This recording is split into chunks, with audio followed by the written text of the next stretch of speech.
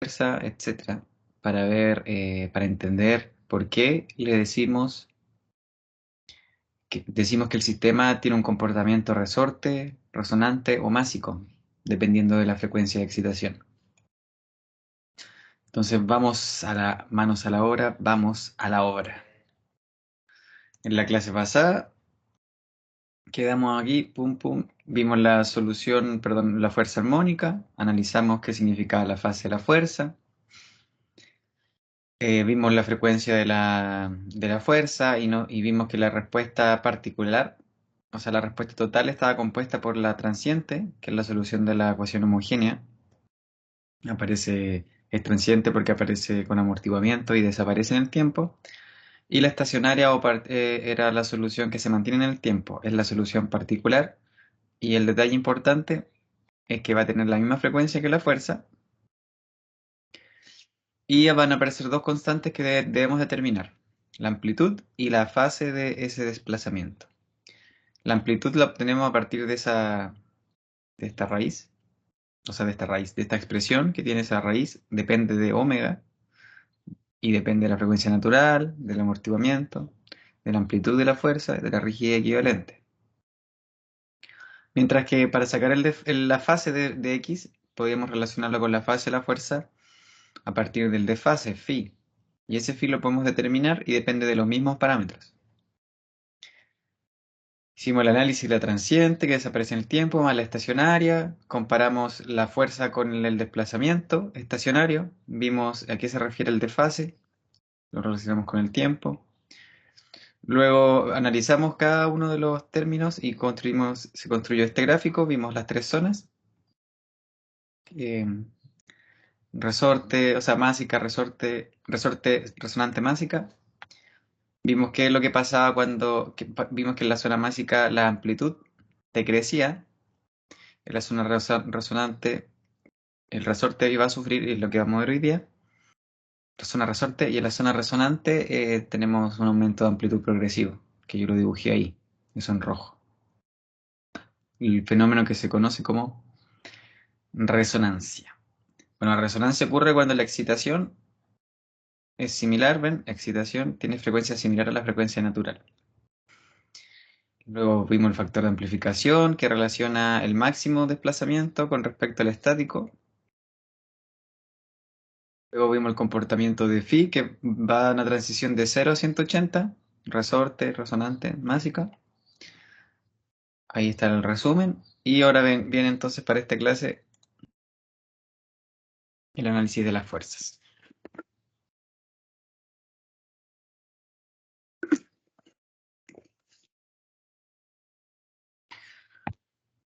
Ya.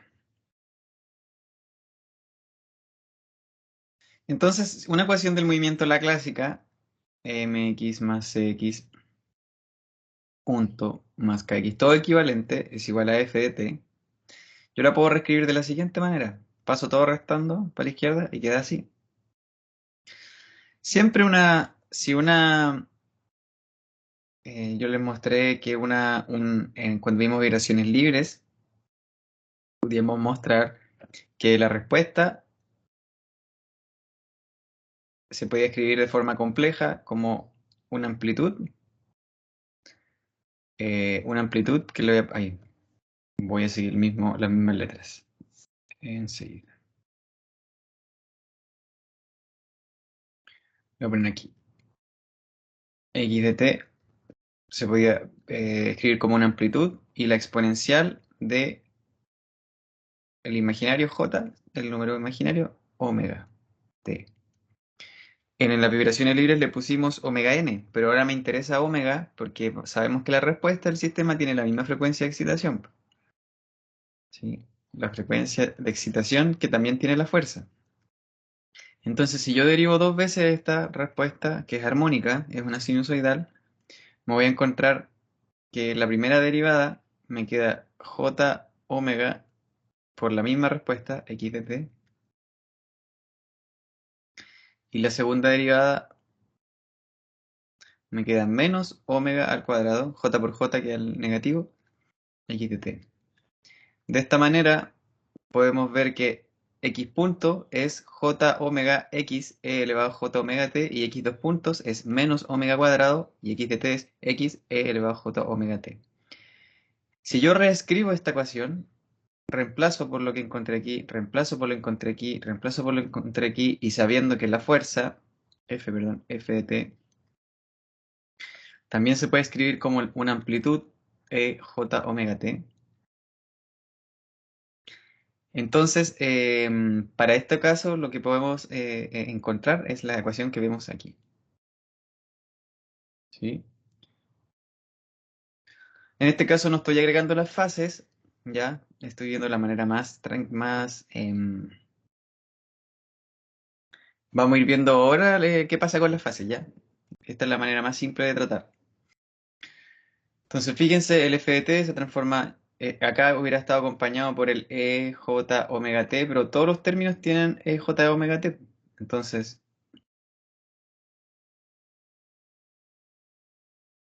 me equivoqué. Chun, chun. Entonces podemos dividir por e j omega t. Y ahí obtenemos esta ecuación, usando el álgebra compleja. Les recuerdo que esta forma de escribir los vectores era cuando analizamos los vectores rotatorios, real, imaginario, y poníamos un vector entonces que iba a representar a x de t, y esto iba a ser igual a omega t. Su amplitud de x, entonces cuando yo veo su proyección en el eje imaginario, esa proyección en el eje imaginario me va dando en el tiempo perdón, en este caso omega t tendría que ser aquí. ¿Ya? Entonces cuando llega al máximo,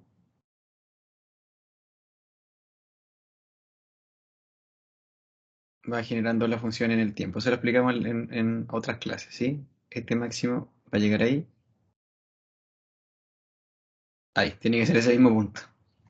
¿Ya? Le invito a que revisen las primeras clases de vibraciones libres no amortiguadas y después leer las amortiguadas. Yo te voy a tener que contestar esto. Después adelantan la grabación.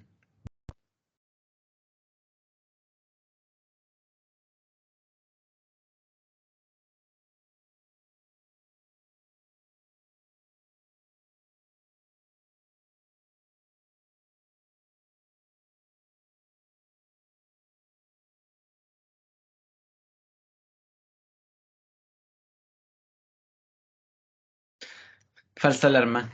Me llaman de Entel.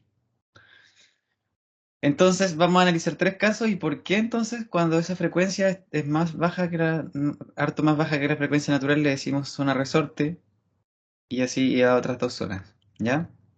Eso es lo que vamos a ver ahora en esta clase, es el objetivo. Entonces vamos a ver qué pasa con la amplitud de x0, o sea, la amplitud de la respuesta estacionaria. Les recuerdo que esto es así.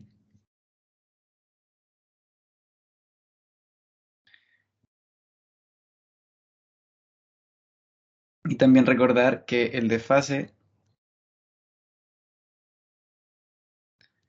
es igual entonces a lo que vemos ahí abajo. Cuando omega es mucho más chico que omega n, fíjense, vamos a hacerlo mucho más chico, lo vamos a exagerar, ¿ya? Si yo exagero esto, ¿ya? Exagero este y este es mucho más chico, lo exagero, entonces el resultado de esto me va a quedar f0 partido k. Entonces vamos a tener un resultado cercano a f0 partido k para la amplitud estacionaria y para este desfase vamos a encontrar que el arco tangente de 0 es partido 1 es 0 grados, aprox, ¿ya?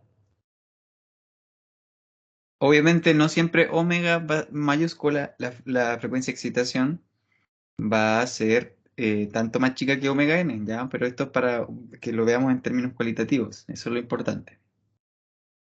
Entonces fíjense que simplemente mirando este número, este F0 partido K, pareciera que la fuerza actuara sobre un resorte, ¿sí? Porque directamente el desplazamiento va a ser F0 partido K, como si el sistema actuara sobre resorte, entonces la masa y el amortiguador en este caso no, es como si no hicieran nada, ¿sí? La fuerza de inercia y la fuerza del amortiguador no tienen mucho efecto, ¿sí? Es como si tuviera solo una fuerza aplicada sobre el resorte, como está acá. Para que se entienda eso, vamos a la siguiente. Tenemos la ecuación que determiné antes, que se determinó antes, y quiero que miren acá los vectores rotatorios. ¿Ya? Quizá no se ven muy grande, lo voy a ampliar y después voy a volver a la visión anterior. Lo que está dibujado aquí a la derecha, que voy a explicar enseguida, son vectores que van rotando en el tiempo, pero van rotando siempre así como se ve en la figura. Esa figura va rotando, eh, no van cambiando el ángulo relativo entre ellas. ¿Ven? Por ejemplo, que este vector azul con el morado y el rojo siguen siempre teniendo el mismo ángulo, pero cuando van rotando, su proyección en el eje imaginario, que en este caso está invertido, sería el horizontal. Esta figura está invertida a lo que hemos hecho. Va generando entonces la onda en el tiempo. ¿Ya? Quiero que tengan presente estas flechas que están a su derecha representan eso mismo. Entonces, nosotros tenemos que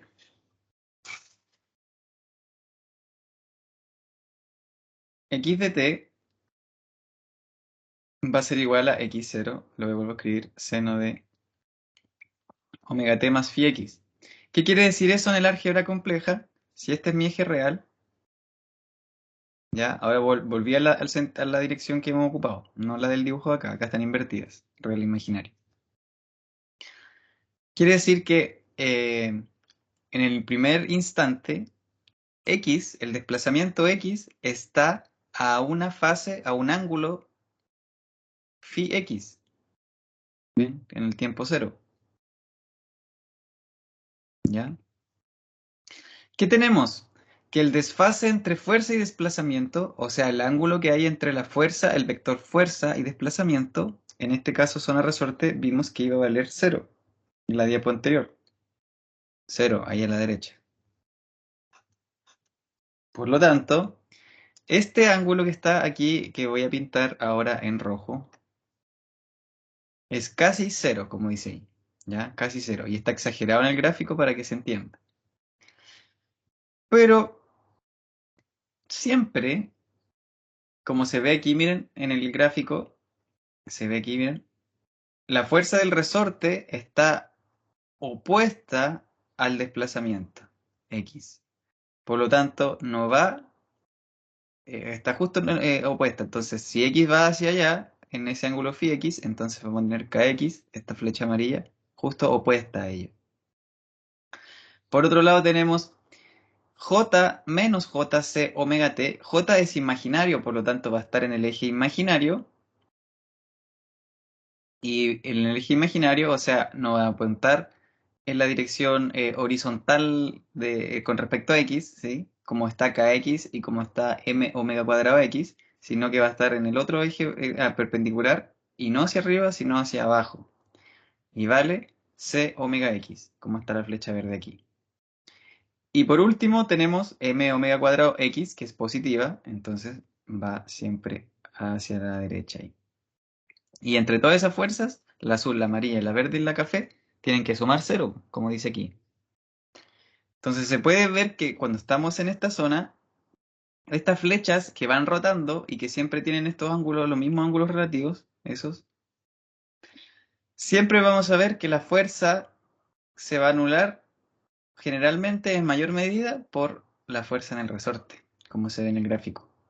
Se ven que el amortiguador no hace mucho. Miren, si este ángulo decrece, este phi es realmente cercano a cero, f tiene casi la misma dirección que x. Y si tiene casi la misma dirección que x, entonces el amortiguador no hace nada. ¿Sí? Esto se reduce. Esta distancia baja considerablemente e incluso nos vamos quedando con también una fuerza de inercia muy baja. Porque la flecha de la fuerza, imagínense, quedaría más así. Kx quedaría así, hacia allá. Pum, pum. ¿Ya? Entonces, observación importante, dice, la fuerza F queda principalmente equilibrada por el resorte Kx, por la fuerza en resorte. Entonces lo que implica eso es que si una máquina es sometida a una fuerza cada vez más grande, lo que va a sufrir es el resorte.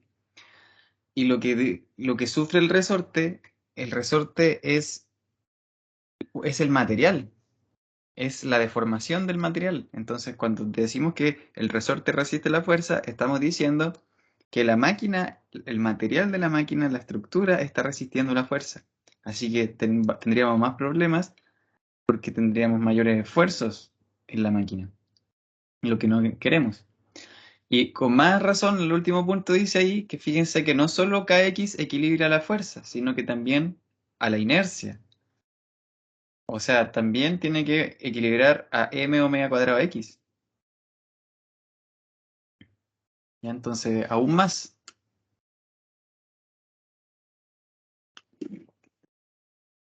Una forma de verlo también es que siempre el desplazamiento está a 180 grados de la aceleración. Que se lo mostré también en lo de cuando pasamos vibraciones libres. Si yo escribo x de t seno de tanto y lo derivo dos veces, me da que en una respuesta armónica, solo armónica, sinusoidal, me da esto. Eso significa que siempre está en contrafase del desplazamiento en la aceleración. Siempre está a 180 grados. ¿Ya? Entonces, siempre lo que resiste el resorte en este caso, o sea, si el desplazamiento va hacia la derecha, el resorte tiene una fuerza, resiste la fuerza que va hacia la izquierda, ¿cierto?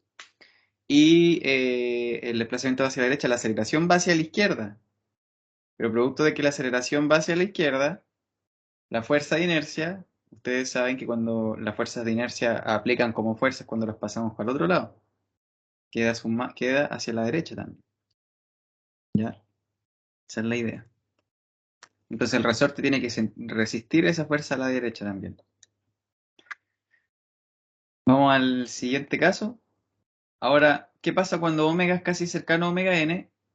Igual, vamos a hacerlo en ese caso. Este es 1, por lo tanto, todo este paréntesis, 1 menos 1 me da 0, y por lo tanto este 1, nos damos cuenta aquí que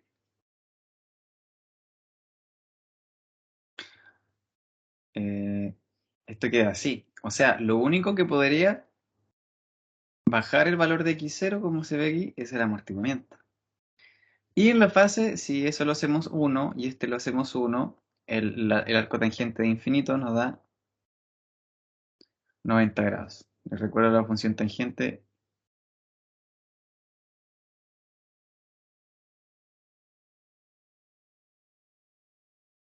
Es una cosa. Me quedo re feo esa línea.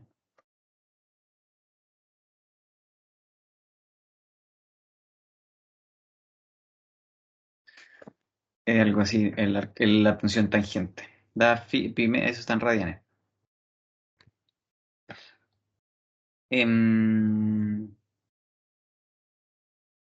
Entonces, cuando pasa esto, lo que vamos a mostrar es que pasa como si la fuerza solo actuara sobre el amortiguador. ¿Ya? Vamos a ver que el resorte aquí ya no se ve simplemente mirando eso. Vamos a canalizar el álgebra compleja. El- entonces, el resorte y la masa no tienen mucha influencia y eso lo vamos a ver en la siguiente diapositiva.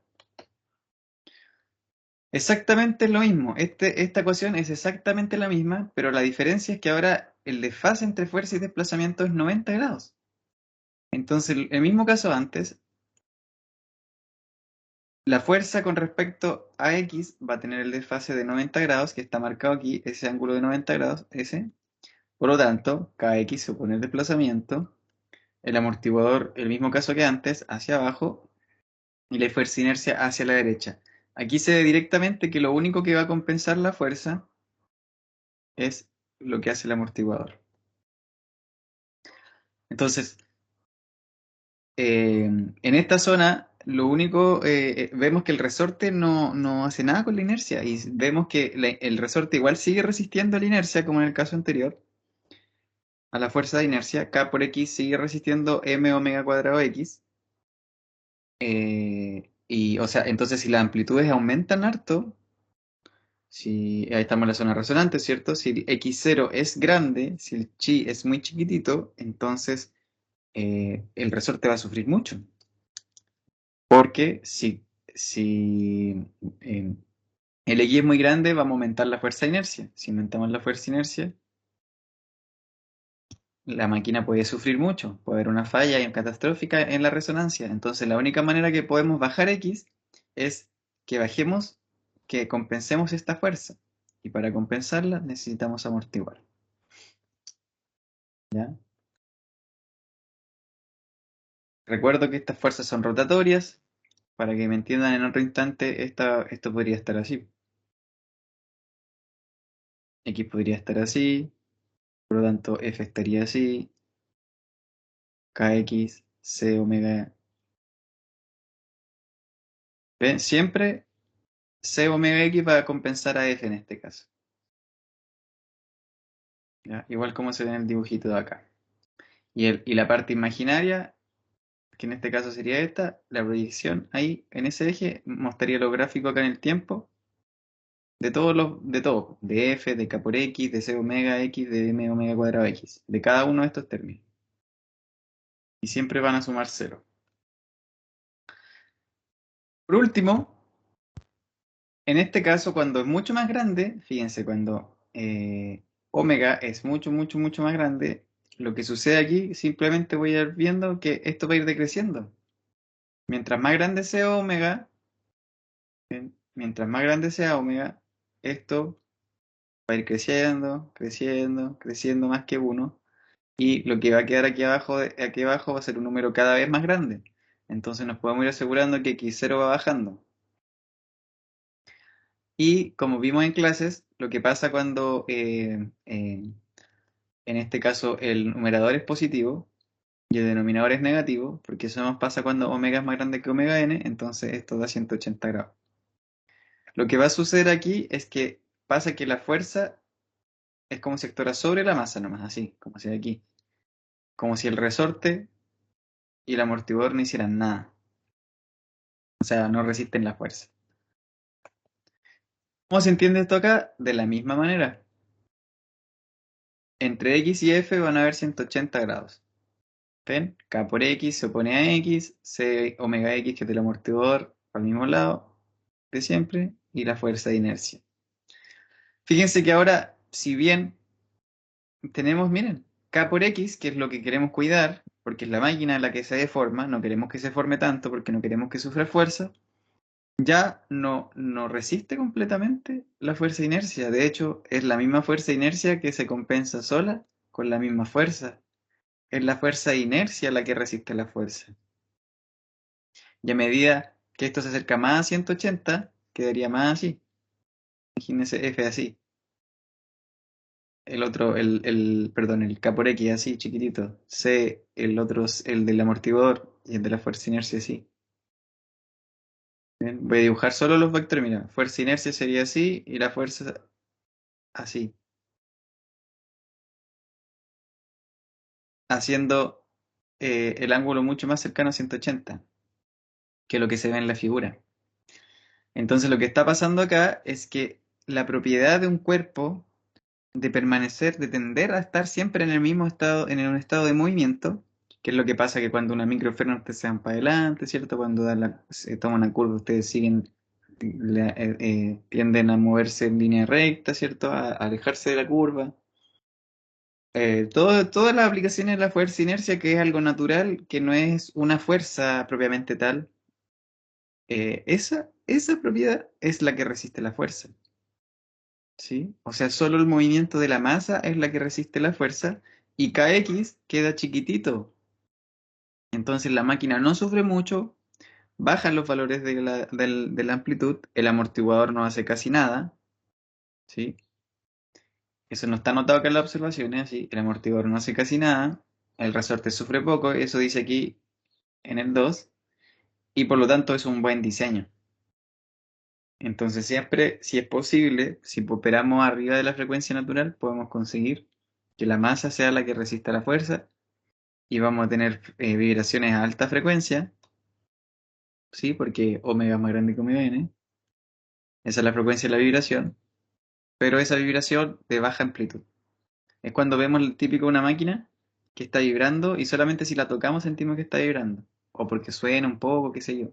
Pero vibra a una gran frecuencia y a muy baja amplitud. Sí. Esto igual es relativo a lo que digo porque ahí pueden haber aceleraciones grandes, muy grandes, y es posible que nuestro ojo no las pueda percibir. ¿Ya? Porque es un tema igual de la frecuencia,